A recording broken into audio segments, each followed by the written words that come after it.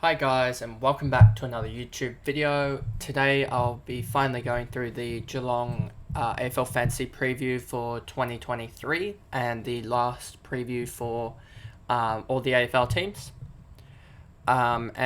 So we'll get into this now. So if I go over to here, I've done my usual of highlighting key players. And then I don't think I have any Geelong players on field, so it should be a little bit easier. I have touted with going with Bose, but I think his positioning and role I don't think was too good in the practice matches. So I've just reverted back to a team that I had beforehand. But Bose is certainly one that I want to see in the actual true practice matches. Or like later on, whether that actually is the role that he's going to get, or whether he'll get the more pure midfield role rather than this mid-forward role. So onto the players. Guthrie isn't highlighted, but we can quickly go to him. I think he's a guy that you go in for later on, as he'll be consistently around that 95 to 100 average. If we look here at his output from last year, 95 average. The year before that, 110, which was huge. 84, 76. So he's sort of grown into that role. It's just a question of whether he actually, with 2021, he played 20 games and he had a lot more of these like 110, 120 games, whereas in 2022, it was a lot more of these 90s and such. There wasn't many, and as well there was a 40 score here. So if you take out that 40 score, he goes up by 2 average, so he averages 98 instead. So I don't think there's much value in the pick compared to some other guys. So I think he's just sort of a no-go this year until later after the bye when you can bring him in and he'll just be that M5, M6 type player hopefully. Tom Stewart, he's looked good in the practice matches that I've seen so far. The only problem I have with him is that I don't know if he averages much more than 95 or so. I don't know if he goes truly up to that huge score, as we've seen in the last 3 and the last 5. So whether he can pick up this, he has very high scores and then some very low scores. So whether he can pick up towards that 110 or 105 is the big question here. And I think there's just a little bit more value at guys that are averaging 85 or so to pick up towards that 100 in Hayden Young and Nick Dacos, to go for them rather than go for a definite D1 player. The same can be said about Duncan. I don't know what his role is going to be, whether it will be off the half back line or whether he'll get put in the middle. We haven't really been shown that. I guess you could say it's almost Scott trying to sandbag and not give away the position of his players yet. And that'll be done, I guess, closer into the season. So I don't know what Mitch Duncan's role is going to be, whether it's going to be that distributor off halfback that we got, I think it was in the latter half of last year, or whether we'll get the Mitch Duncan. If we look here, if you take out this 62, he had this really good run here of, 6 out of 7 games of scoring 90 plus, and even then another 70 and a 115 here. So he had this really good role, almost post about round 8 or so, but even more so post around round 12. That was really consistent in high scoring. I think it was when he was chucked down back.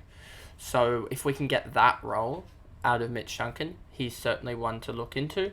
But if we don't get that role, then you can pretty much put a cross through him, as he won't increase in value, and he's more of a guy that you can, like Guthrie, bring in the latter half of the year that will consistently get 80s, 90s. But at that price, I don't think he'll ever be of great value. Plicavs is just he's a weird dual position player, but I just don't think he's too valuable. There's better ruckman, better midfielders basically. Smith, another guy, not too valuable as shown in his low ownership. He's getting on in age now, 35. Whether he gets that wing half forward still role, I don't I think he more transitions into a full-time forward, full-time like smallish mid-forward. So I don't think we see the average increase, and I think at 750k you're looking for guys like Rowbottom, Green, Shearer that are going to average 100 here. Same with basically Cameron, is that he's a forward, and I think there's guys at 730k such as Goulden, even Rosie, Butters, that are around that price range within 50 or so k that have the ability to go 100, and I don't think Cameron does, and I think he could easily drop down to, if you look at his 2021, he averaged 65, the year before that 51, so 87, that basically is at a career high at this point.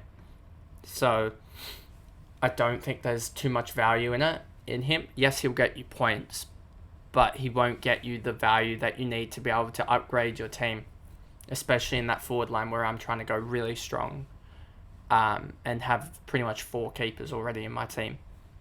And I don't think he's necessarily a keeper in that top 4. I think he would be a F5, F6 type guy. Tui, again, another guy that's pretty old, and I don't see much value in him. Menengola, again, he's just going to average 70 or so if he plays. Parfitt, he's younger, and he could be a guy that increases, but I think there's just better value in other guys. Aitken, again, another guy that I think there's just better value. Hawkins, same pretty much can be said about Cameron with him. Dangerfield, we just haven't seen. I think he's starting to get on with age. He's got some more injury problems, and he's just not consistent enough with his average anymore. Stengel, again, I don't see, he isn't really a midfielder. He's just a small forward, much like Papley, that's going to average 70 just because they can get some a lot of disposals outside of the forward line. Close, average 70 again, similar to Stengel. Then you have Stanley, just a ruck option that's going to average 70 or so. Bose is an interesting guy. If he had that half-back role like we thought he'd have, he would be probably in the team. But he's got this weird mid-forward role that's sort of similar to what we've seen from McRae and Bont at the Bulldogs. So I don't think he's an option at the moment, but we'll see if he's actually going to get that full inside mid role in the other practice games and whatever in the lead up to the season. You got Zach Guthrie here. I just don't think he's an option at the moment. He's too high in terms of price range for what you're going to get out of him. I don't think he'll be a 100-point scorer, and you really need him at that price range to be about that 85-90, and I just don't see it. Holmes, again, another guy, young guy. He could be one to increase. I just don't think... I think he might already have an injury. Is he the one that went down from the Geelong side? So probably no go, especially if he has an injury. Then you got Myers, no. Segler, another ruck option that they could bring in. Sort of because Geelong have so many rucks, there's also a tendency for them to play some in some games and some in others, such as Segler's got 2 games. If we look up here to... Where is he? Stanley played 17. And if we go up here, Blickov's played 21. So I guess those 2 are the main rucks, and Segler isn't. But he could be type of like a Campbell type that comes in for 3 or 4 games and just ruins the Geelong ruck system, basically taking them any Geelong ruckman out of the good point scoring. O'Connor, he's in a tagging role, so doesn't really do well for fancy. Rowan's 31, so he's probably past it, and he's frequently injured. Tanner Bruin's a guy that you could see take a step up. I just don't know if he gets the definite mid-time that we need out of him to, I guess, go up. But we'll see when the actual stats come out for the recorded practice games or preseason games to see whether he is averaging that 80, 85 that you need out of him. Henry's, no one really down here that's going to do much. Then you have the Jai Clark. He could be a good rookie. Could get in round 1, and he'll just swap it onto my bench if he does probably get in. But we'll see. And Yeah, there's not much in terms of fancy-wise for the Geelong side this year, as they're sort of much similar to Sydney. They'll have guys, their preferred guys are already there in the system for many years that have averaged around that 90 to 95. They have that like one or so big scorer. So I just don't see much value in their side this year, and I think it'll be more of bringing these guys in later on into the season to help in the bottom halves of your like forwards, defenders, midfielders, those so bottom of the range type guys that are going to average 95 consistently, 90 consistently, and that'll help you keep scoring and keep your ranks. So remember to like and subscribe, and to if you want to watch the other AFL Fantasy previews, they will be in the playlist up in the top right. If you want to watch my other AFL Fantasy content, there'll be another playlist just below it. And yeah, I'll see you in the next video. Bye, guys.